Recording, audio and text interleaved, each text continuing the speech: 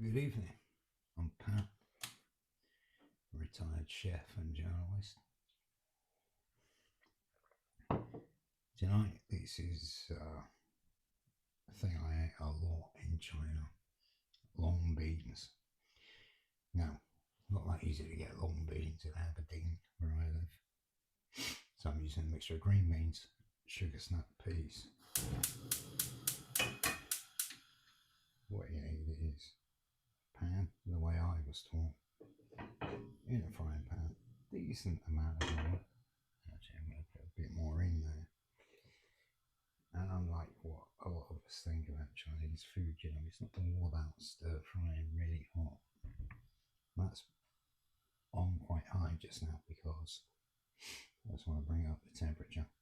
This is almost poached. So I'm using green beans, sugar snap peas.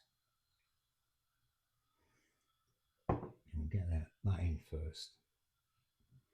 And then we'll add another couple of ingredients. There's not much. This is probably going to sizzle a bit. And these won't need much cooking, these beans. But look at that.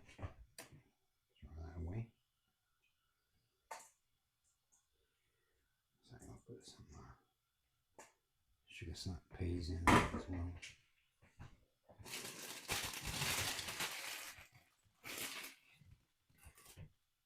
These have already been washed. There's a couple of stray bits sitting there, but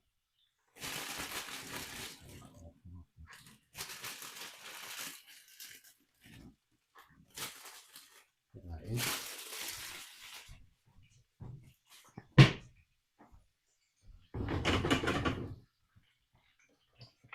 Spatula, whatever it is. My Latvian spatula. It's a beautiful thing. I don't know what kind of wood it is, but it's absolutely beautiful. Anyway, that goes in there, and you turn it down a bit while it sizzles.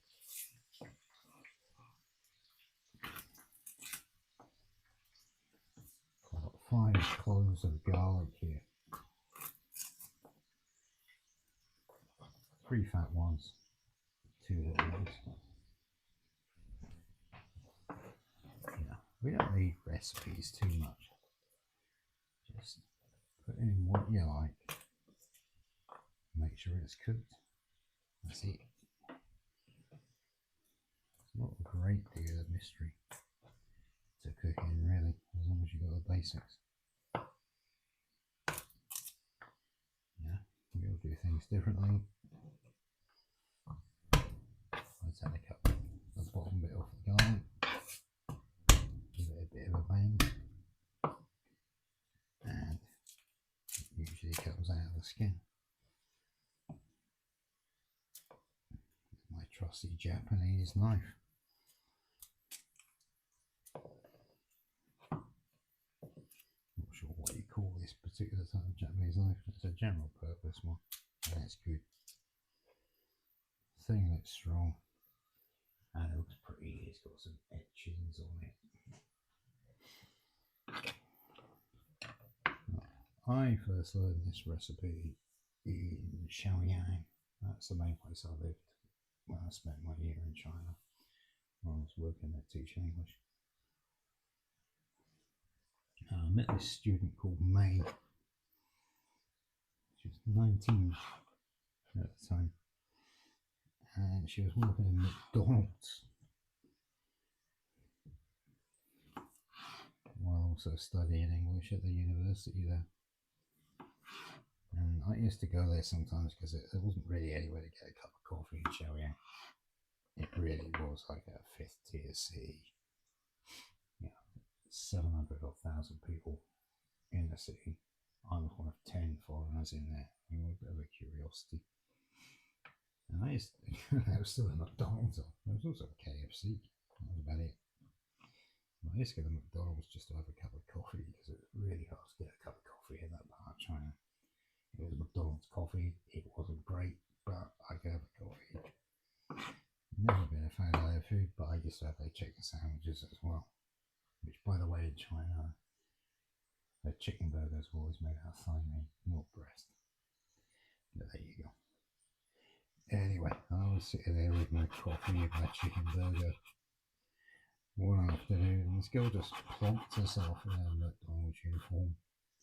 She's been clearing up, and she just plonked herself next to me and said, "Hello." She wanted to practice her English. And she was on a break, so she decided to have a break with me.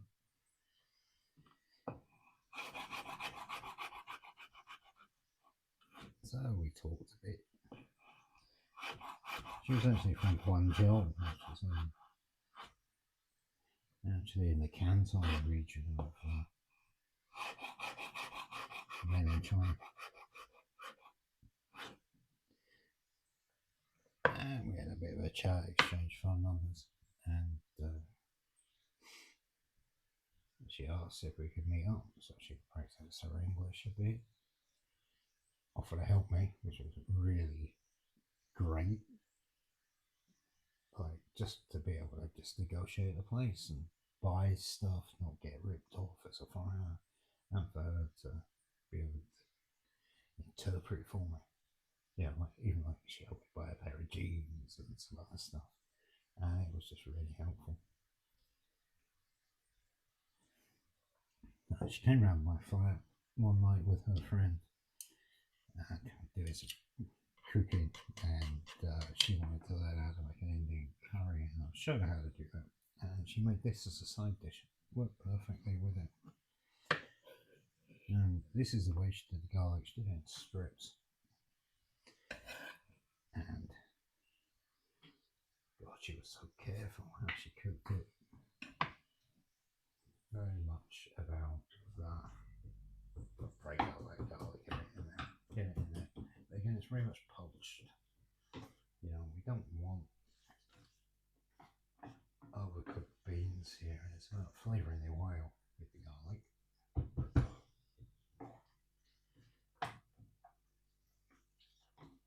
And we put in there. Once that softens up, it doesn't even matter if you get a lot. You know, if the slices didn't come apart too well, it doesn't matter.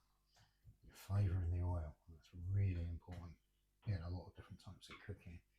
That's why sometimes you should give things a bit of time, flavour that fat, and it goes a long way.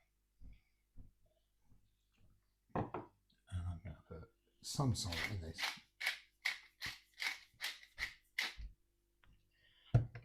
Some black pepper.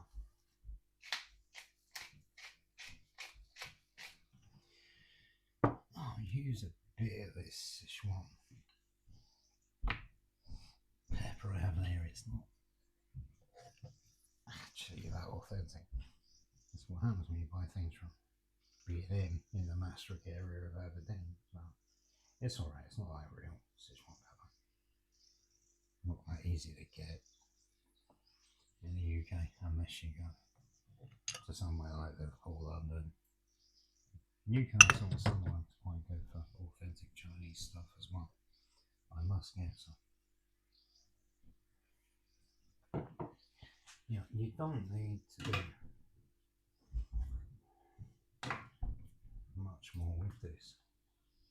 Yeah, needs to cook a bit longer. Obviously the beans have cooled the oil down a bit. So what I'm going to do is I'm going to put a bit of this. Some people put chili in it, some people don't. I'm going to put a bit of this chili oil in because we want to make it. Hunan. I learned this recipe in Hunan from a Canton girl.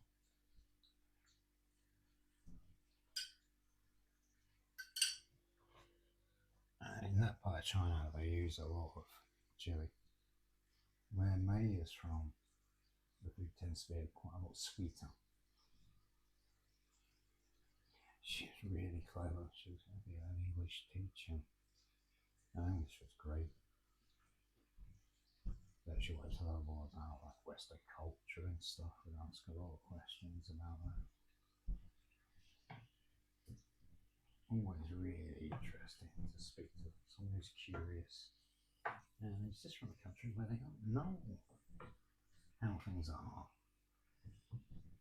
Not really, and they don't come into contact with enough people. And they want to know.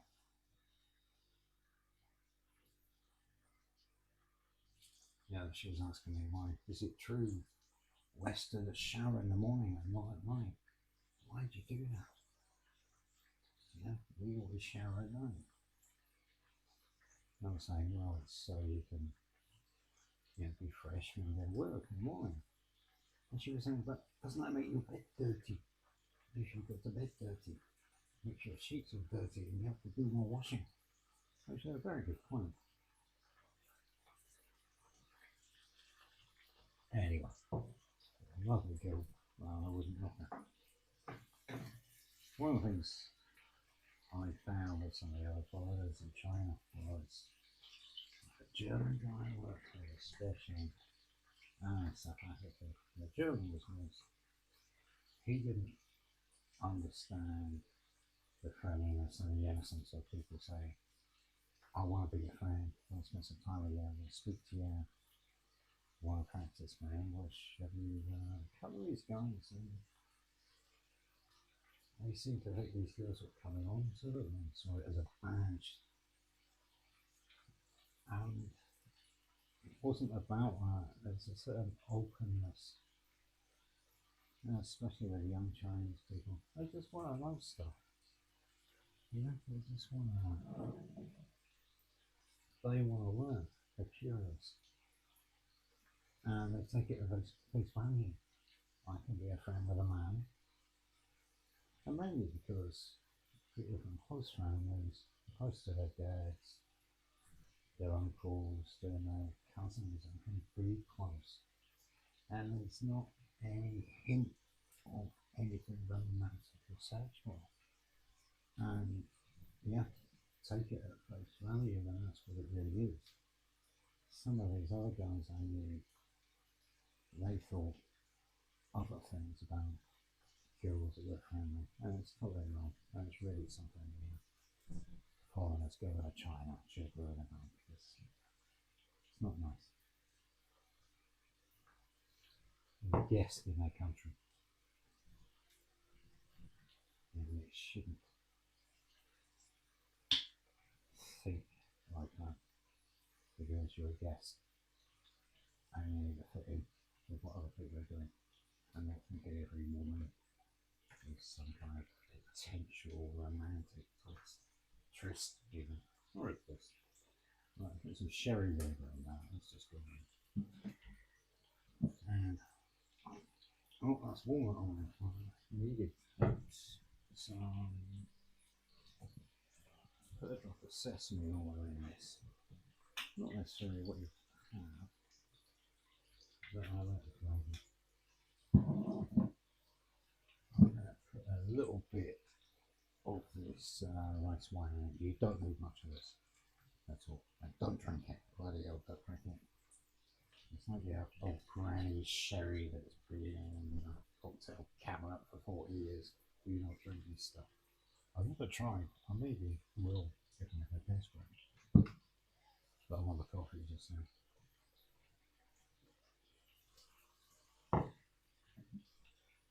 Now this is one of the best light soy sauces. I used to buy this in China. You can get it from Sainsbury's actually. I'll reduce some of that down the oil, and I might use it to dress it a bit after.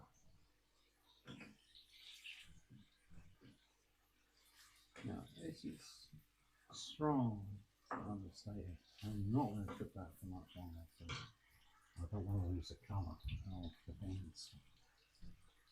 So I'm find a nice bowl. Put that in and that.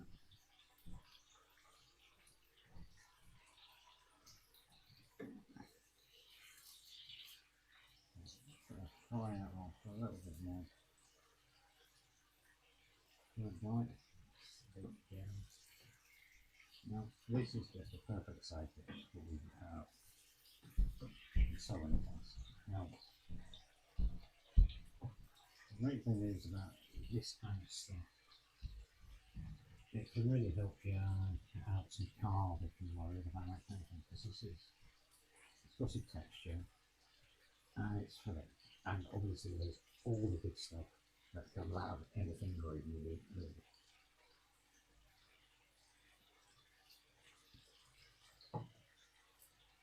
And you can have fewer amounts of carb if you have more in the diet. Say it's a side dish. Very Chinese. The thing about Chinese food is there tends to be several dishes, and on the table, and you kind of have a little bowl and you just take a little bit of everything. I found that I eat a lot less, but I take a little bit of everything. People just shared it on the table, and you eat together. It's nice. You eat less, and basically things like rice and noodles were things that people used to fill themselves up. Boiled rice, a lot of Chinese people, is a bit like having a slice of bread, It's just what you have if you're still a bit more hungry, I lost, Christ, when I moved to China, I was overweight, 16 and a half stone. I'm told it's not healthy, but I lost 2 stone in about 10 weeks just because of the way I was eating there, Maybe because I like a dairy, so I wasn't eating bread. I wasn't spreading butter and bread. It wasn't easy to get cheese. I wasn't frying things in butter, which I was doing a lot of. I was still drinking a fair bit, but I lost the weight anyway. That's damn fine coffee. That doesn't have the kind of colour I would have liked, but it's not bad. Great side dish. My version of Chinese long beans. These are Aberdeen short beans and sugar snap peas.